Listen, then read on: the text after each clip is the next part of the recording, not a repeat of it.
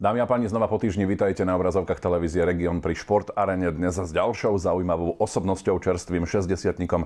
A som rád, že moje pozvanie dnes prijala osobnosť z krajiny 7. veľmoci. Dúfam, že to môžem tak načrtnúť. Nebude to ani tréner, ani hráč, ani športovec, ale ten, ktorý má k športu naozaj mimoriadne blízko. A stačí, keď poviem meno a priezvisko a ten hlas naozaj absolútne fantastické, už sami veľmi dobre zadefinujete, kde asi by mal patriť. Jozef Jarkovský alias Gigi. Vítajú nás, dobrý deň. Ďakujem pekne, dobrý deň.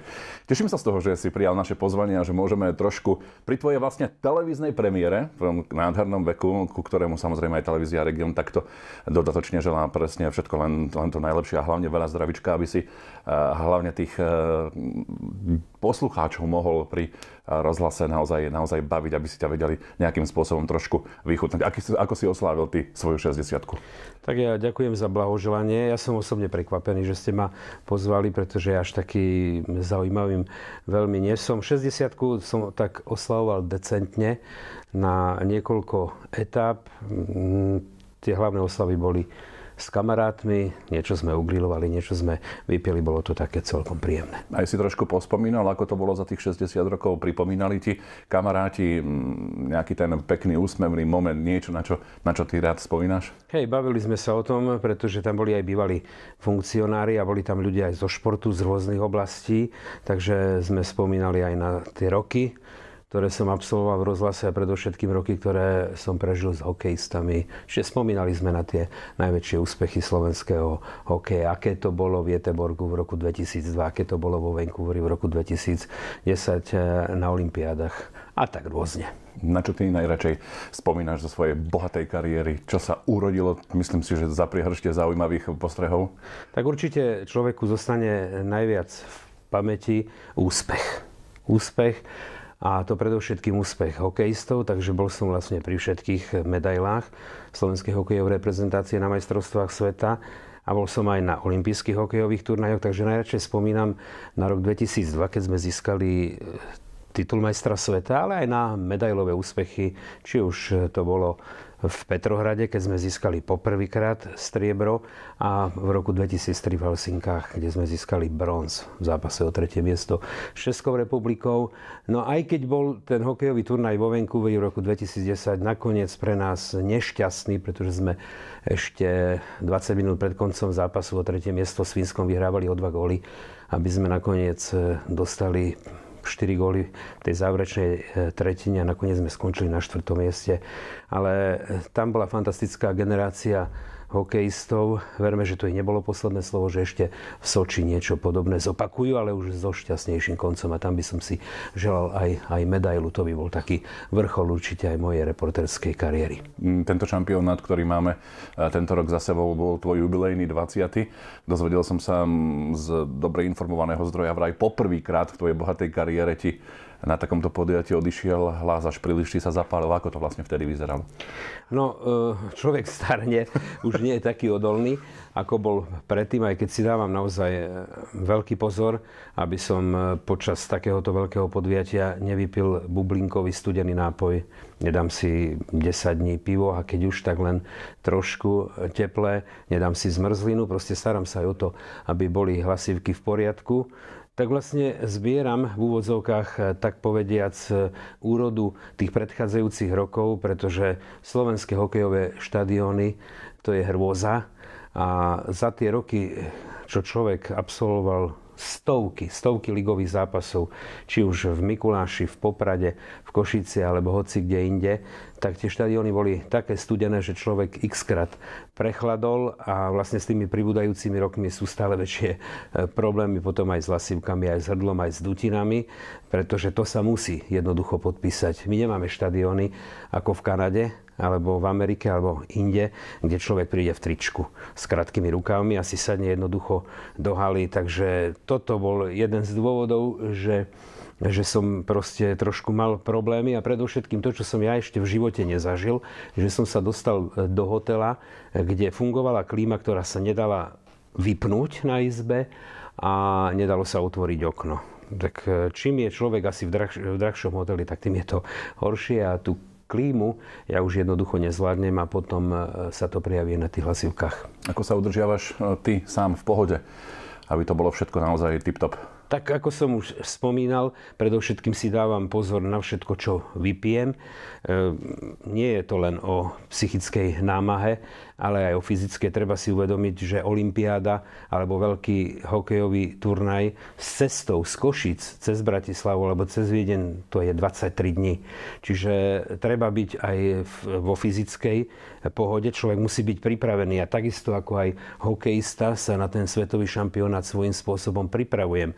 Jednoducho aj cez nejaké vitamíny, aj cez nejaké bicyklovanie. Proste udržiavam sa vo fyzickej pohode.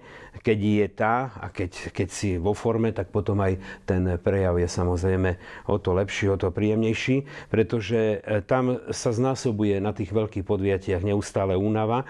Ak ťaháš 10 dní vo vlastnej robote, tak si na 11. povieš, nie, teraz mám voľno, teraz vypnem telefón, teraz si ľahnem, teraz sa vyspím a tam jednoducho na to nie je čas. To sa nesťažujem, ale to je realita, lebo sa na to pýtaš. Čiže tam sa pracuje denne vyše 16 hodín. Toho času na spánok je veľmi málo, pretože strašne veľa ľudí, a čo som prekvapený aj v rádiu, má takú predstavu, že človek ide na olympiádu alebo na majstrovstvá sveta za odmenu a ide tam na výlet. Ale ja okrem haly, okrem hotela a letiska ja v podstate na nič absolútne nemám čas. Čiže tá únava sa znásobuje a potom sa môže sa stať, že vám odídu jednoducho hlasivky. To je realita. Hovorím ešte raz, nesťažujem sa, ale je to tak. Čo dnes dobrého rozhlasového reportéra robí dobrým rozhlasovým reportérom? Poznám ľudí, nebudem samozrejme menovať, ktorí jednoducho, keď už si spomínal ten Zlatý Göteborg z roku 2002, jednoducho tú hlasitosť na tých televíznych obrazovkách vypnú a zapnú si v rozhlase Gigiho Jarkovského. To bez toho, že by som chcel pochlebovať alebo niečo, ale jednoducho tak to bolo. A v mnohých prípadoch to tak je. Možno to aj trošku tak lichotí. Tak musí mať prehľad. Musí byť svojím spôsobom fundovaný. Musí mať v hlave a pri sebe množstvo informácií a vedieť tie informácie použiť. Čiže hovoril by som o nejakej odbornej spôsobilosti. A potom, čo je mimoriadne dôležité, je ten hlasový fond, o ktorom hovoríme, nejaký prejav, nejaká retorika. A čo ja dávam možno ešte na to všetko, človek musí mať pre tú robotu vášeň. Jednoducho nemôže bez toho, aby nebolo z jeho prejavu cítiť nejaké nadšenie, tú zaujatosť pre vec. Jednoducho ja si myslím, že to dobre nemôže byť a nemôžu to prijať ani poslucháči a dajme tomu pri televíznych prenosoch diváci. Čiže to sú také atribúty, taká tá vášeň musí byť. A potom ešte jednu vec by som zdôraznil, a to je zodpovednosť voči poslucháčovi. Čiže odbornosť, taká vášeň, zanietenosť a zodpovednosť. Zodpovednosť po tých všetkých stránkach, že jednoducho nebudem mu klamať, nebudem si vymýšľať, ale tá zodpovednosť je v tom, že si dobre pripravený, že máš prehľad o celom dianí, vieš tú informáciu v pravý čas použiť a pri tých reportážach, ktoré sú veľmi dôležitou súčasťou našej roboty, že proste odvedieš profesionálnu robotu. Že toho poslucháča jednoducho svojím spôsobom neoklameš. Že tak ako hokejista podá dobrý výkon, aj ty podáš dobrý výkon na tom placi. Ja viem, kedy som podal slabší a kedy lepší, ale keď si my myslíme, že poslucháč to necíti alebo nevie, tak sme na veľkom omyle. Dnes už ľudia nie sú, nechcem povedať, že sprostí, ale už sú tak fundovaní, pretože majú prehľad cez internet, majú prehľad cez rádia, cez televízie, že oni vedia už dnes posúdiť, čo je dobré a čo zlé. Čiže toto by som akože zdôrazňoval pri tejto robote. Známi priatelia, takisto aj fanúšikovia športu, či takisto aj hokejisti, športovci ti nepovedia inak ako Gigi. Ako sa to vlastne zrodilo? Skús nám prezradiť. A tak to je prezývka, sa zrodila na vysokej škole a vlastne sa zrodila medzi mojimi spolužiakmi. Ja som mal veľmi rád jedného futbalistu. Gigi Riva sa volal. To bol Talian. Svoju kariéru, bohatú kariéru odohral predovšetkým vo svojom, tak povediac, rodnom klube v Cagliari na Sicílii a bol dlhoročným reprezentantom. Vynikajúcim futbalistom, vynikajúcim útočníkom, ktorý dával góly ako na bežiacom páse. A na základe toho, pretože ja som ho mal rád a stále som ho spomínal, Gigi Riva, tak vznikla tá prezývka. Mal si aj ty? Bola kedy, keď si povedzme začínal, alebo už sa pohyboval smerom dopredu nejakého známeho komentátora, obľúbeného, ktorý ťa možno niečomu priučil, niečo si od neho zobral, možno nejaké slovné spojenia, prešmičky, alebo si stále bol sám sebou, ako to vyzeralo u teba? Snažil som sa ísť vlastnou cestou, ale keď som ja začínal a keď som vlastne ešte len sa snažil pričuchnúť externe k televízii a potom som sa dostal v 80. roku do rozhlasu, tak boli úplne iné podmienky ako teraz. Bolo pár novín, jedno rádio, jedna televízia. Čiže bolo veľmi ťažké sa presadiť, ale to boli všetko osobnosti, pretože každý ich poznal. Takže v televízii jednoznačne Karol Polák, od ktorého som si veľa zobral. Aj často sme tak aj diskutovali, keď sme sa už spoznali, pretože on tu chodil samozrejme na športové podujatia a keď som začal robiť v Košickom rádiu, takže samozrejme naše cesty sa skrížili. Predovšetkým jeho fantastický prejav, prehľad a príprava, v tom bol veľkým vzorom a z toho som si bral príklad. No a boli veľké osobnosti v rozhlase, ktoré som ešte zažil. Čiže zažil som záver ich kariéry a to boli ľudia, od ktorých sa dalo učiť. Gabo Zelenaj, Rudo Galo, ktorý zomrel pred pár dňami, a nebohá Mária Zavarská. Tak to boli také osobnosti, z ktorých som si ja mohol zobrať príklad. Jednoducho, ja už ako chlapec, ako študent som sledoval, ako to robia, čo robia, pretože som len sníval, ale bol to iba sen. To ani nebola predstava, že raz by som si ja mohol trúfnuť robiť niečo také. Ale sledoval som každý prenos z hokeja, z futbalu, ako to robia. Chodil som na zápasy ako študent na futbalové, na hokejové. Robil som si v duchu komentáre a potom som si to porovnával v šotoch, v televíziách, v novinách. Či sa k tomu približujem, či ja už viem niečo posúdiť, tak ako, dajme tomu, títo velikáni športovej žurnalistiky. Čo sa týka športovej žurnalistiky, tá súčasnosť, máš aj v súčasnosti niekoho, komu povedzme nejakým spôsobom drukuješ? Sleduješ trošku túto scénu bližšie? Ja držím každému palce, aj tým začínajúcim, pretože viem, aká je to veľmi ťažká robota. Čo im zazlievam, teraz zo mňa nehovorí to, že ja som 33 rokov odmakal, dajme tomu, v rádiu a bol som na 20 majstrovstvách sveta či x olympiádach. Chýba mi trošku presne taká väčšia zanietenosť u mladých, o ktorej som hovoril, taký zápal. Je to veľmi ťažká robota, ty sám dobre vieš, to nie je robota, z ktorej môžeš zbohatnúť. Čiže mladí majú dnes iné možnosti a ja ich chápem, ja im to neberiem. Jednoducho idú za lepšími podmienkami inde. Hľadajú možnosti uplatnenia, kde proste sú lepšie finančne ohodnotení. Toto nie je povolanie, to je poslanie. Jednoducho buď sa preto rozhodneš a to budeš robiť a vieš, že jednoducho k žiadnemu majetku veľkému sa nedopracuješ, alebo to jednoducho treba nechať. Čiže ja sám vidím, ako sledujem aj tých mladých, veľakrát mi chýba práve presne taká väčšia zanietenosť a taká väčšia príprava, pretože ja cítim na jednotlivých príspevkoch, že kedy je ten reportér alebo redaktor lepšie alebo horšie pripravený. Ale to je len vytýkam im niečo, čo sa dá veľmi rýchlo dať do poriadku a treba len trošku možno viac na sebe popracovať a popremýšľať a môže ísť človek dopredu, ale veľa im nemám čo vyčítať, pretože je to robota od rána do večera.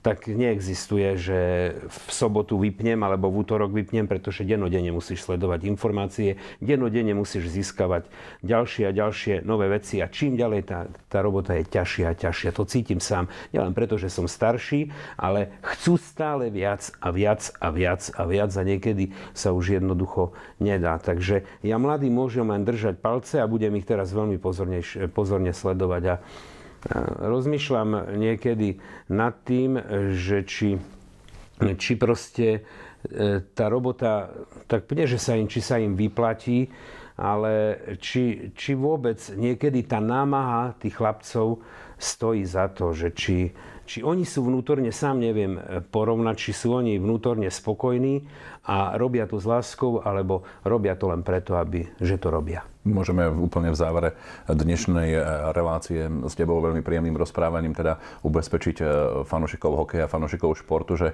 ešte to nejakú tú chvíľku v úvodzovkách potiahneš? Tak to ťažko povedať. Na tie veľké turnaje sa už hrnúť nebudem. Určite by ma mal čakať olympiáda v Soči, to je veľký hokejový turnaj, svetový, sú tam najlepší hokejisti a potom sa samozrejme uvidí, všetko závisí od toho, koľko človek bude mať síl a ako bude slúžiť zdravie. Tak hádam, ešte trošku to potiahnem. Chcem ti veľmi pekne poďakovať za to, že si prišiel, že si prijal naše pozvanie a že aj teda v takomto veku si zažil svoju televíznu premiéru v televízii Region, za čo ti chcem ešte raz poďakovať.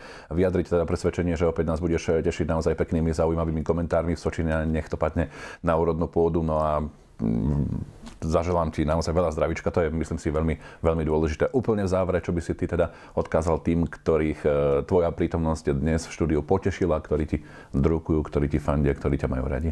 Tak ja by som bol veľmi rád, aby zostali takými vernými poslucháčmi mojimi, pretože ja mám takých verných poslucháčov a vždy si spomeniem na tých, ktorí žiaľ nemôžu sa pozerať. Aj na túto besedu môžu ju len počuť. A to sú nevidiaci ľudia, ktorým ja sa snažím v rozhlase prostredníctvom svojich reportáží priblížiť, dajme tomu, veľké hokejové úspechy. A keď sa s nimi stretnem, alebo raz za čas mi zavolajú a keď mi povedia, že cez vašu reportáž som ten hokejový zápas videl, tak toto je pre mňa najväčšie vyznamenanie. Takže tým by som chcel najviac poďakovať a samozrejme všetkým tým, ktorí nás dnes sledovali. Príjemne ste ma prekvapili, že ste ma pozvali. Dúfam, že som až takým nudným spoločníkom nebol. Ďakujem veľmi pekne a želám ti všetko dobré. Ďakujem pekne. Sme v závere dnešnej Šport Arény na obrazovkách televízie Region dnes s Jozefom Džidžim Jarkovským. Dúfam, že ste strávili s nami príjemný čas a opäť o týždeň sa na vás tešíme. Dovidenia a do počutia.